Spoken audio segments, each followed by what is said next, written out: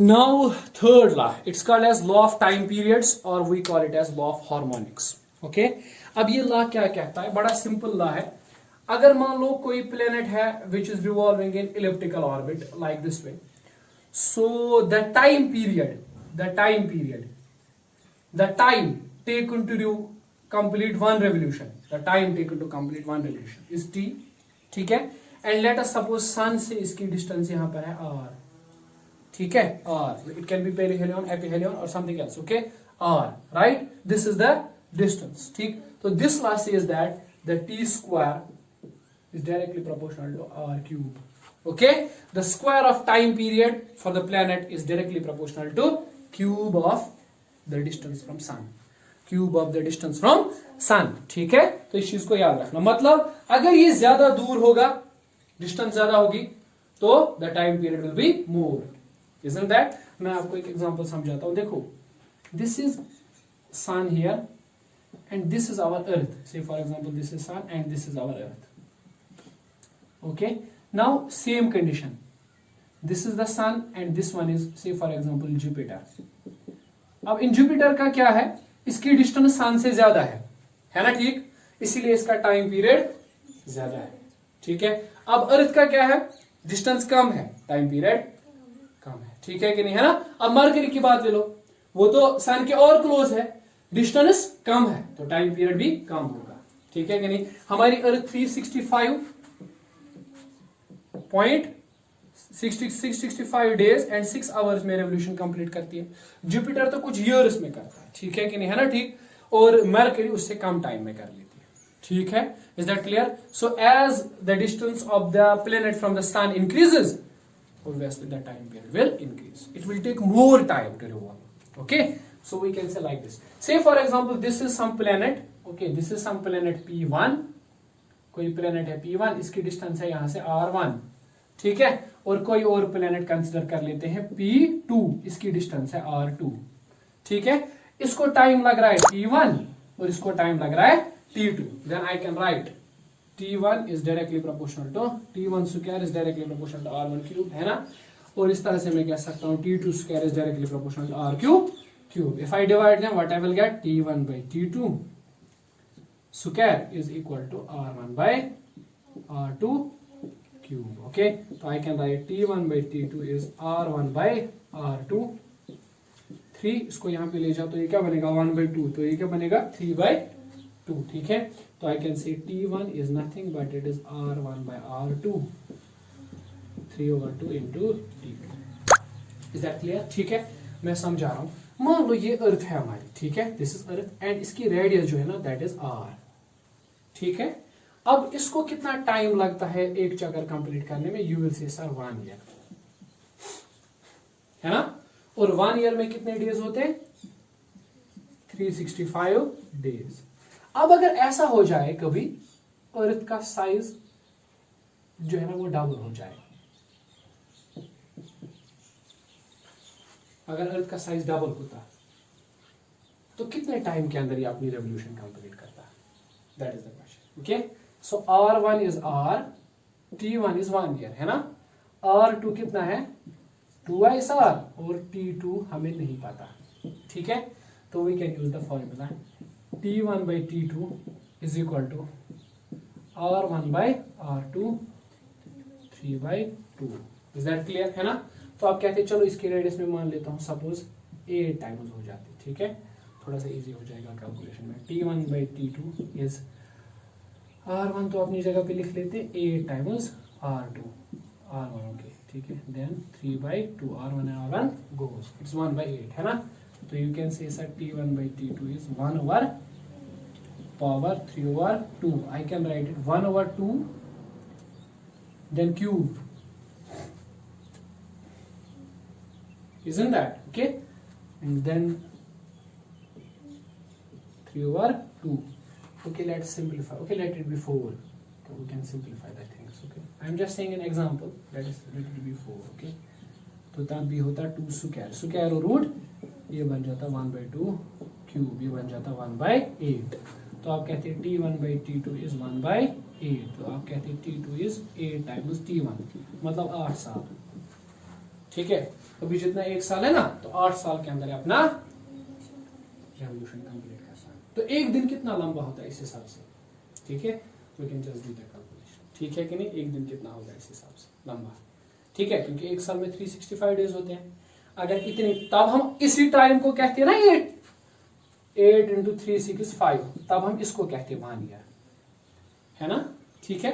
फिर हमारे साल में इतने सारे डेज होते हैं, ठीक है कि नहीं, ठीक, इज दैट क्लियर, है ना। और एक दिन कितना बड़ा होता है फिर आप कैलकुलेट कर सकते हो, ठीक है, इज दैट क्लियर। एक दिन 8 दिनों के बराबर होता है, एक दिन मतलब 1 day on present will be 8 days almost, मतलब 1 हफ्ता वहां पे 1 ही दिन होता है उस टाइम, ठीक है, इतना बड़ा एक दिन हो जाता है, ठीक है। तो हम इस तरह के माहौल में नहीं रहते हैं, ठीक है, is that clear. So we don't need to worry कि साल इतना लंबा है, अब क्या करेंगे, ठीक है, चलो, इज दैट क्लियर, है ना, ठीक। तो this is how this third law, Kepler's third law works, okay. अगर देखो ये थर्ड लॉ इसलिए नहीं है यहाँ पे, T square is directly proportional to R cube, इसलिए नहीं है क्योंकि प्लेनेट इलिप्टिकल पाथ में घूम रहा है, नहीं, अगर प्लेनेट सर्कुलर पाथ में भी घूमता ना, तब भी यही लॉ वैलिड होता। अगर ये सर्कुलर में घूमता, the thing is even remain same. You will say me sir how, मैं कह रहा हूं this law is not the consequence of elliptical path, okay.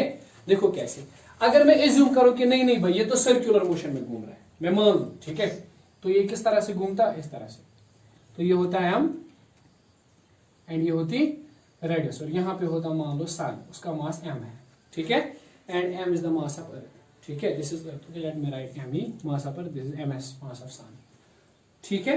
अगर मैं कहूं कि नहीं पाथ सर्कुलर है, इलिप्टिकल नहीं है, ठीक है, तो मुझे बताओ what is the condition, mv square by r is g me ms by r square, ठीक है कि नहीं, r and r will go, me and me will go, this will be v square is g ms by r square, है ना, sorry r, right, r square, ठीक है। तो v के बदले क्या लिखता मैं, आपको पता है v is omega times r, then square g mass of sun divided by r, this will be square, so you can say omega square is g ms by r cube, यहाँ पे आएगा ना r स्क्वायर, वो नीचे जाएगा फिर r cube आएगा, ठीक है।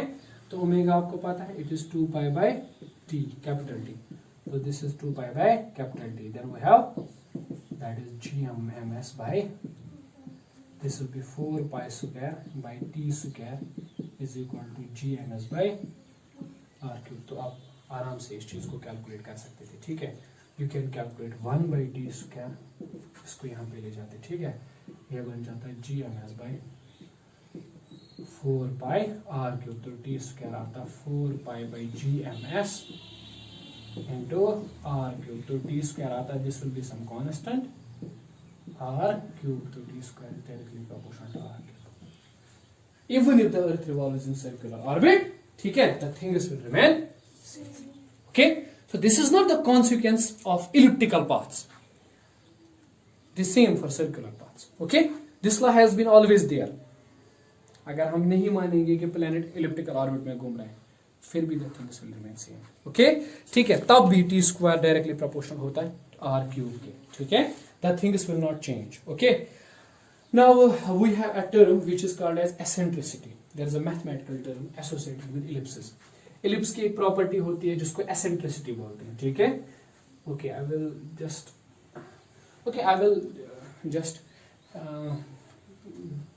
make a separate lecture on this in supplementary materials regarding ellipses, okay। First of all, you just understand here ellipses. There are some formulas which you need to remember for your NEET examinations, okay, those are very important, right। So let me write that, V max by V min is nothing but it is 1 plus eccentricity divided by 1 minus eccentricity, okay। eccentricity आपको दी होगी ellipse की, ठीक। तो इस तरह से कभी कहते हैं कि find the ratio of maximum velocity to the minimum velocity if the eccentricity is given, okay, can calculate this, okay। Similarly we have another formula, r max by r min, that is equivalent to 1 plus e divided by 1 minus 1 plus eccentricity divided by 1 minus eccentricity, okay, right। There is some other formula which is eccentricity is equivalent to V max R max by R min, R max minus R min divided by R max plus R min. Okay, ठीक है, this is some other formula.